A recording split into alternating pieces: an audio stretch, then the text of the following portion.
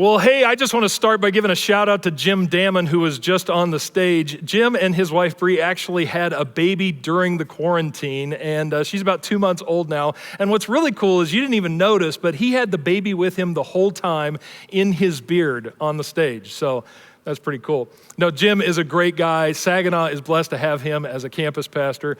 Hey, today, I'm going to be answering the big question. It's a question that everybody has on their mind. Anybody that's ever had doubt, which I think is all of us, about who God is or whether he even exists, have asked this big question before.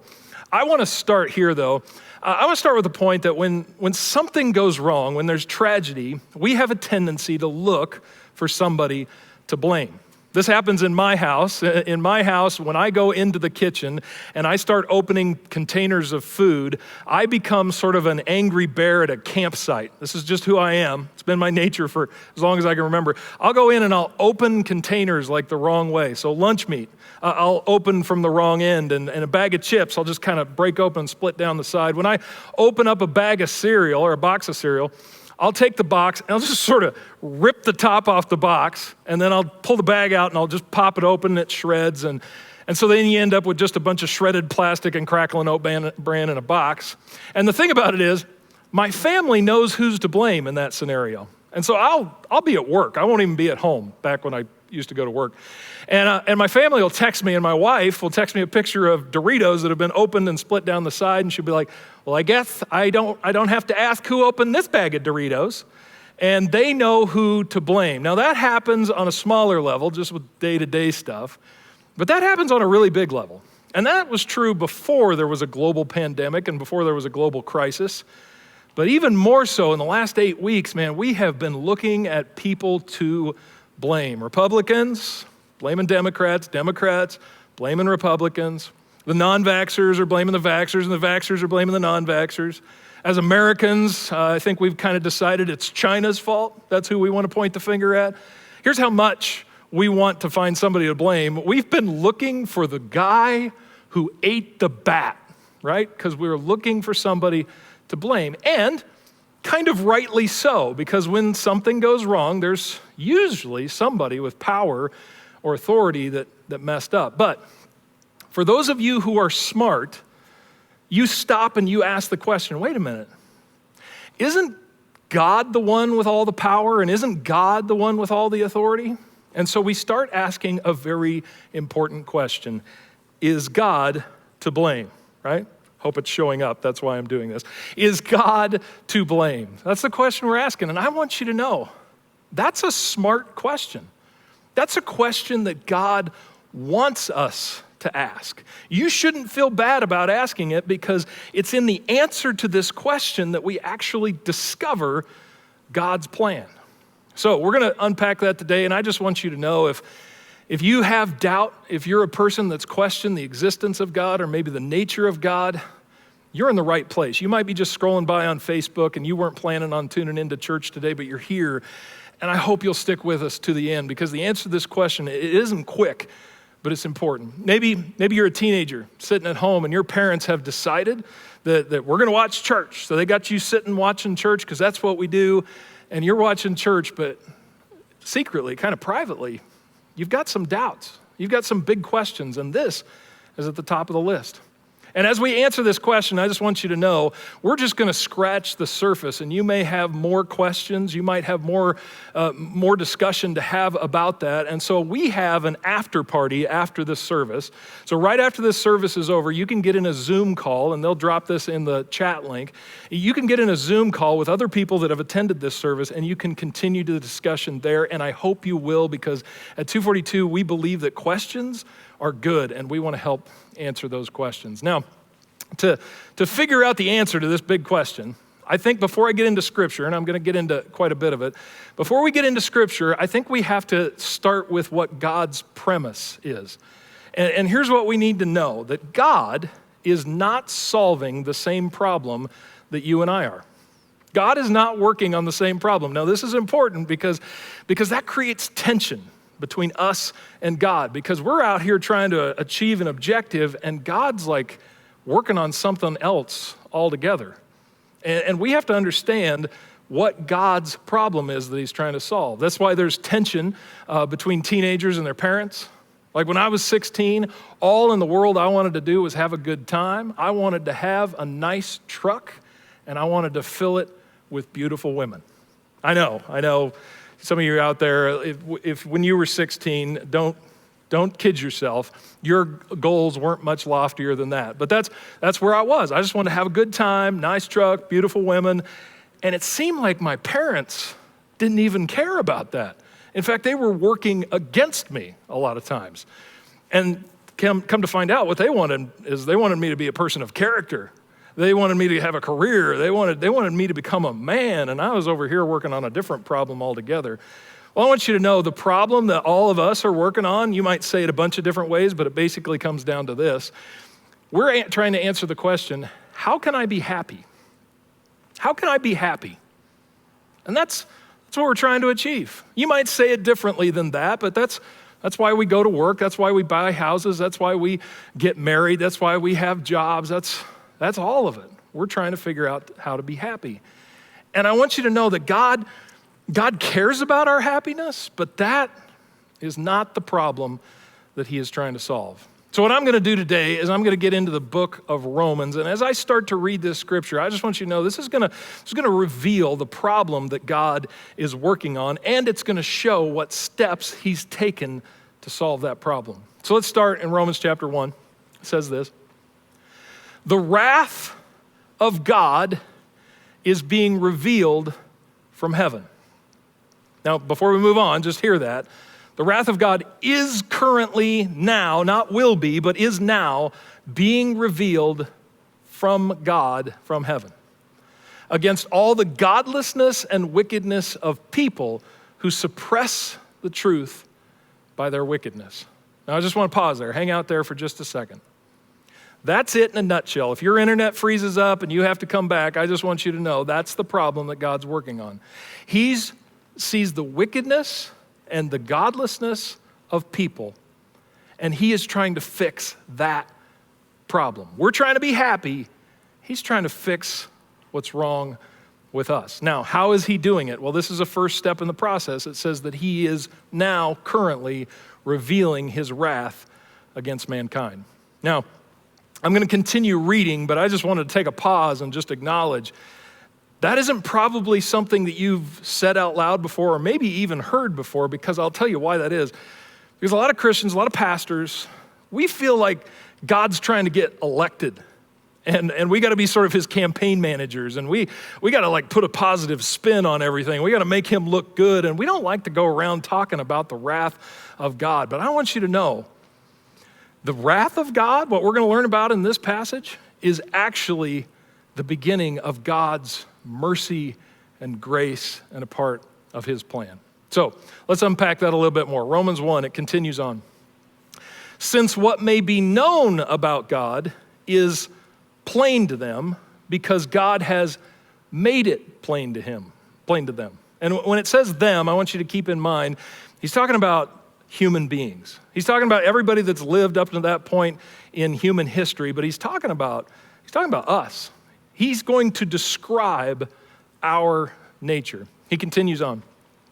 For since the creation of the world, God's invisible qualities, his eternal power and divine nature have been clearly seen, being understood from what has been made, so that people are without excuse. I just want you to know, if you read the New Testament for the first time, you will not find a bunch of arguments for the existence of God. You won't see Peter get up on the day of Pentecost and be like, okay, here's 3 reasons why you need to believe in God.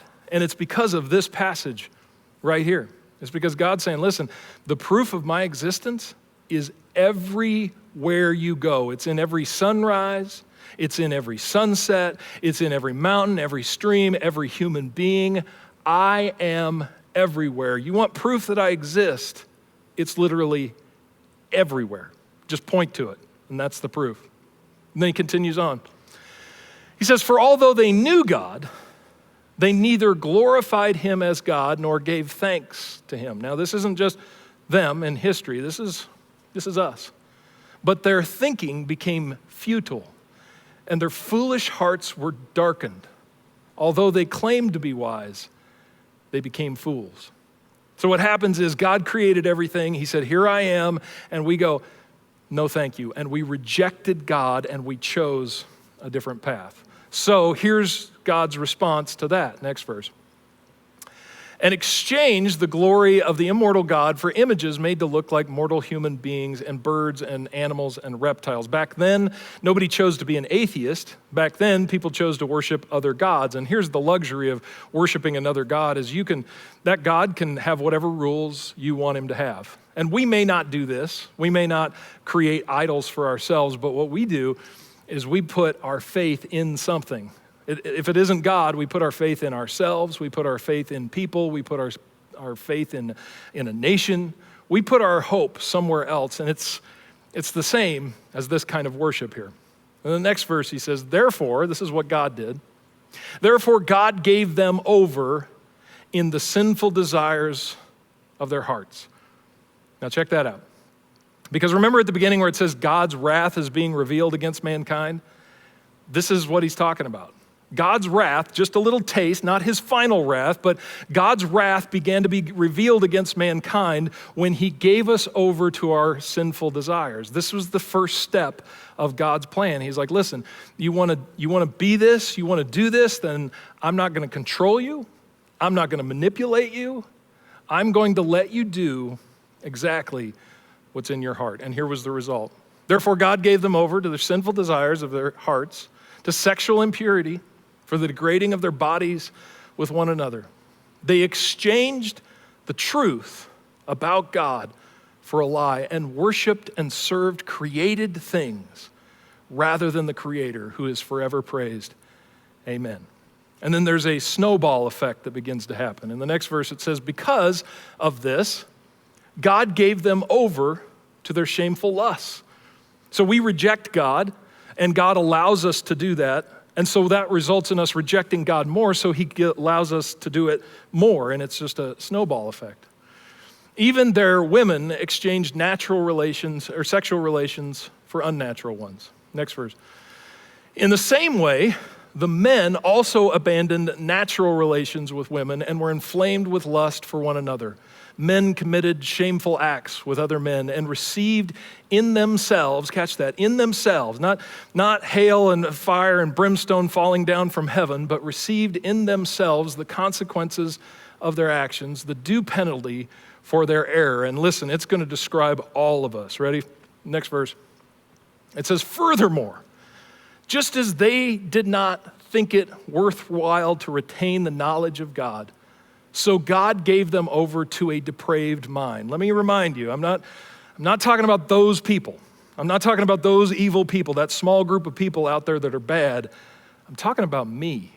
I'm talking about you. God gave me over to my depraved mind so that they do what ought not to be done. They have become filled with every kind of wickedness, evil, and then he's going to go through a list here, and this is all of us. Tell me that this does not describe us. Greed and depravity. They are full of envy. Anybody ever envious? Murder. Man, I know I'm talking to a lot of people out there, and you're like, well, I've never murdered anybody. Listen, let me just ask you a question. If you could have murdered people from the time you were born until now, and gotten away with it, like you were guaranteed you could get away with it, how many people would you have killed by now? I know you're like, well, I wouldn't have killed anybody. Let me tell you, I think there'd be a whole lot less people on planet Earth. There's probably a lot of people that would die because they cut you off in traffic, but we'll just guess. Envy, murder, strife, deceit. Anybody ever lie? It's actually pretty common practice for us to have lied in our life. And malice. They are gossips, slanderers, God haters, insolent, arrogant, and boastful.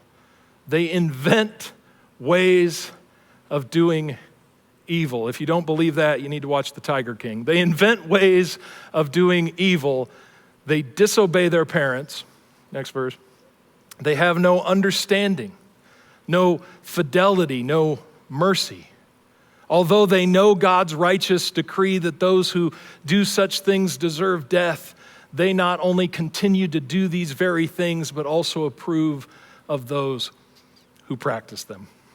I just want you to know, the Apostle Paul in that chapter, he just described the human race.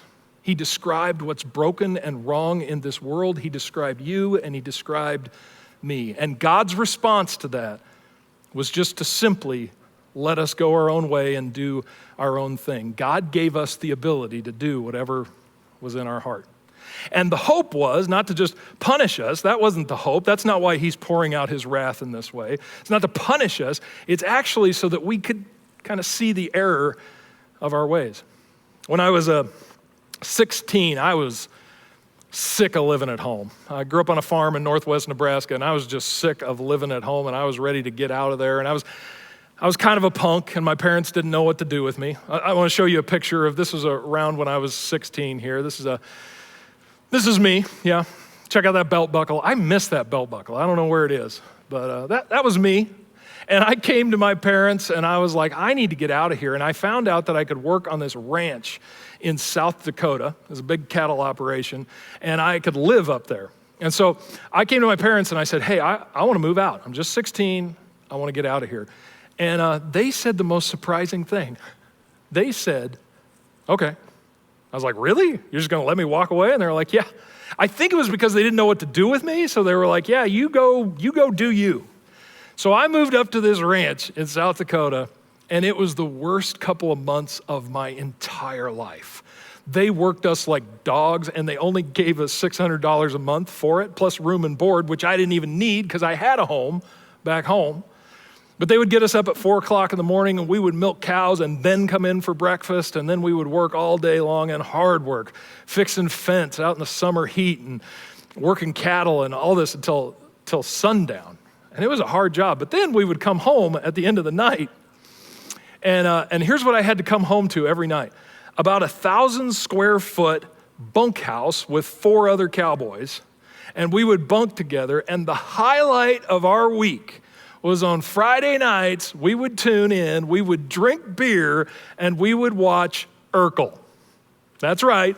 Even in northwest Nebraska, even in South Dakota, on a ranch, we were tuning in to hear Urkel go, did I do that?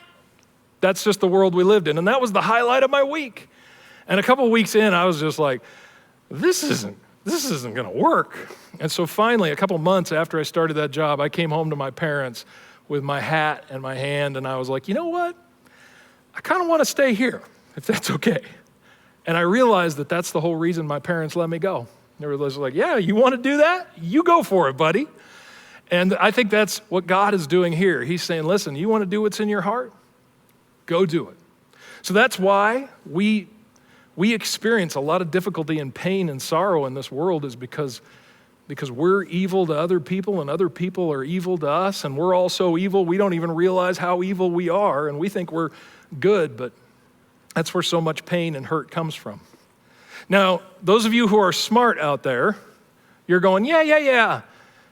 But that doesn't explain tornadoes. That doesn't explain hurricanes. That doesn't explain cancer. It doesn't explain death, and I'll tell you what it doesn't explain. It doesn't explain a global pandemic. And you're right, and that's a very smart observation. And so I want to go one step farther, because wait, there's more. I'm going to skip ahead in the book of Romans, and this is what, talking about creation, it says in Romans chapter 8. In 8:20 it says, against its will, all creation, the atmosphere, the health, everything that's created, everything that exists, all creation was subjected to God's curse. Everything that exists has been cursed. You need to know that. Now, here's why that's important.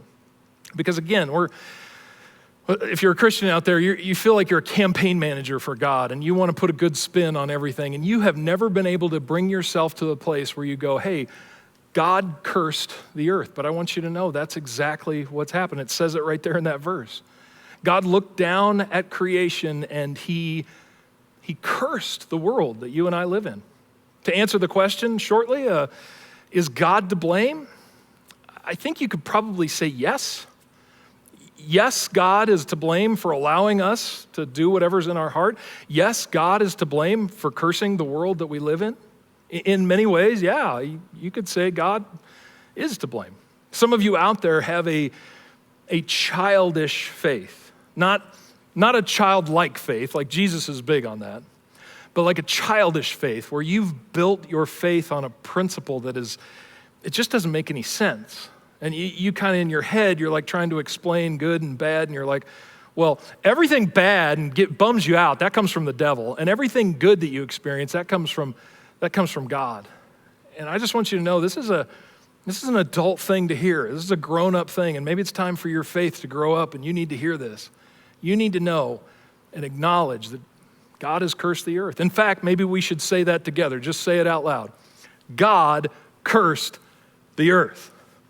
If you said it out loud, I don't know about you, but it kind of feels like I just quit telling a secret. It's like I revealed a secret, and I don't have to keep that secret anymore. God wants everybody to know. No, he cursed the earth that you and I live in. And so here's the painful result of that.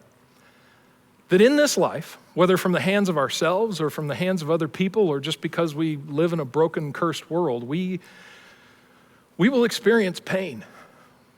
My dad, for the last 10 years, has had dementia. And actually right before the coronavirus, and he was a young man, he was like in his 50s, mid-50s, he got dementia. And over the last 10 years, he's been slowly getting worse. And then right before we all went into quarantine, Mom actually had to put him in a home because he fell down and broke both of his shoulders, and she just couldn't take care of him anymore. And I'm calling my mom in Nebraska, and it's just that heartache that you have to go through with the people that you love and care for. In this world, you and I are going to experience pain. I love my wife more than anybody on God's green earth, but I am kind of haunted by this reminder that one day I'm gonna stand over her casket or she's gonna stand over mine. And that's just the way it is, and there is no way around it.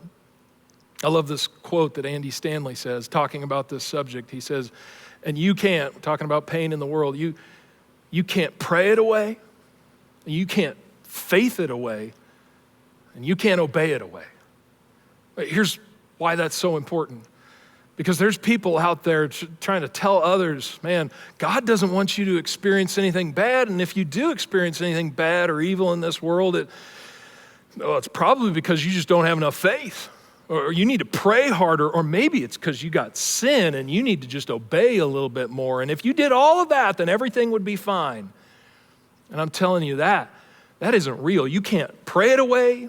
You can't faith it away. You can't obey it away. And if somebody tells you you can, they are selling you something. Because this world that we live in is under God's curse. Now, the big question, I'm not trying to offer you a way out of it. I'm trying to answer the question, why? Why do we live in this world that is cursed? And the answer to that question is really simple. We look to God in times of difficulty. Just as plain and simple as I can put it, you and I don't come back to our Heavenly Father when things are good.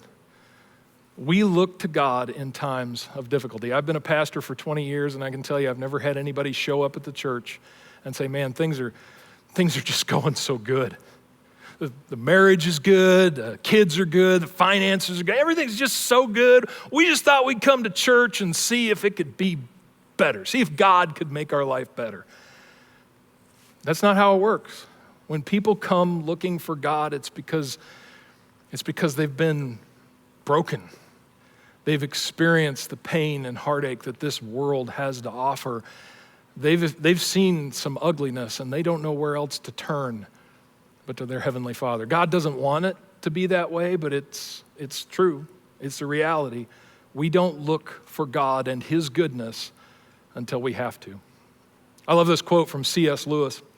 He sums it up perfectly. He said, God whispers to us in our pleasures, speaks in our conscience, but shouts in our pains. It is his megaphone to rouse a deaf world. The short answer is God allows us to live in a world that just frankly stinks. And if you don't think the world stinks and maybe you've had kind of a cush life, just live a little bit longer and you'll come to that realization. We all know that something is broken, right? And what's important for us to understand is the why, but also we have to understand that God is doing all this for a purpose. And I hope you're still with me, because if you've been tuning in, you're just like, wow, I'm sad. This is pretty sad. I'm like, yeah, I know, but I'm getting to some silver lining here, okay? Here's the good news. We want happiness right now, but God wants our eternal happiness. See, that's the problem we're trying to solve. We're trying to figure out how we can be happy right now here in this life, in the 50, 60, 70 years you have left on this planet. We're trying to figure out how to be happy. But God's going, no, but I want you to have happiness forever. I want you to have happiness eternally. And so here's what he's doing. In this earth, this world, the life that we live, it's just a test. We're going to do a lot of things that we get very passionate about, but at the end of the day, we only have to get one thing right. That's just that we would say yes to our Maker, that we would return to our Father, that we would come home to him. Because at the end of the day, that's all he wants from us, is us to respond by saying yes. And not just some word of, not just something we say with our lips, but something that we really mean. Not just a yes where we kind of raise our hand at a church camp one time and say, sure, I'll go to heaven. But I'm talking about a yes that we believe deep down in our soul. A yes that perseveres when we're faced with temptation. A yes that keeps coming back to the heart of God. When we say authentically, truly yes from the very center of our being, God looks at us and he says, that's faith. That's all I want from you, is I want your faith. And when we have that kind of faith, he takes care of everything else. He came to this earth, he died on a cross, he rose from the dead so that everything could be taken care of. Our faith is not about like working harder or doing better. It's simply about trusting in him and saying yes to him. I want to give you some perspective from 1 Corinthians. 1 Corinthians chapter 4 says this, or 2 Corinthians, 2 Corinthians chapter 4 says, for our light and momentary troubles. This is Paul looking at the broad scope of 1,000 years from now, 1,000,000 years from now. He's looking at eternity, and he's looking at his life now, and he's saying, compared to all of that, our light and momentary troubles. This is a guy who was persecuted, who was stoned half to death by other people. He was a person that faced a lot of troubles, but in the grand scope of eternity, he's saying, our light and momentary troubles are achieving for us an eternal glory that far outweighs them all. You know what else is painful, light and momentary? Is a brain freeze. I don't know if you get these brain freezes. I get them a lot. I think it's because of that angry bear at a campsite mentality. I like to get into some ice cream or a slushie or whatever, and I'll get a brain freeze right away. And the thing about a brain freeze is it's excruciating. Like, it's really bad. And if that were to persist, that would be something that I would just have for the rest of my life, and I would have to take medication and stuff because it's awful. But we know that brain freezes are light and momentary, so when we see somebody having a brain freeze, what do? We laugh at them. Oh, look at you, you're experiencing tremendous pain, because that's what it is. We know that it's going to be here and gone. When we understand God's plan for the rest of eternity, the difficulties that God doesn't want us to have to experience, the pain and the suffering that we go through in this world. He doesn't want us to experience that. But they start to become very, very light and very momentary. And so he concludes by saying this. So we fix our eyes, not on what is seen, not this life, not the pain that's in front of me, not what we're going to have to do, not where our economy is going to head over the next 6 months, not what's going to happen in our school systems, not what's going to happen with our jobs. We fix our eyes not on what is seen, but what is unseen, since what is seen is temporary. It's here and it's gone. But what is unseen is eternal. I just want to make a plea to you right now. God is calling out to you in this moment, this place, and this time, and he wants you to make a decision in this life, as difficult as this life is, to find hope in him, to say yes to him and find a hope that goes beyond this life.